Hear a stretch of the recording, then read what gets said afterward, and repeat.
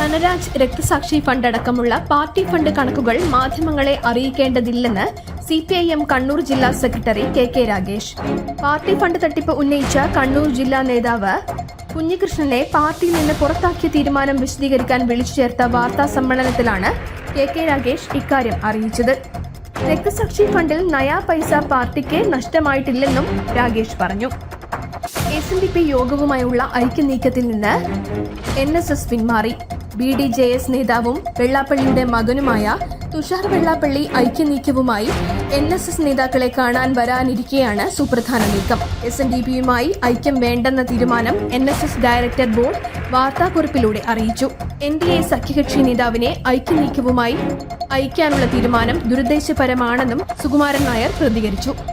വയനാട് കൽപ്പറ്റയിൽ 16-കാരനെ അതിക്രൂരമായി മർദ്ദിച്ച സംഭവത്തിൽ 19-കാരനെ പോലീസ് അറസ്റ്റ് ചെയ്തു.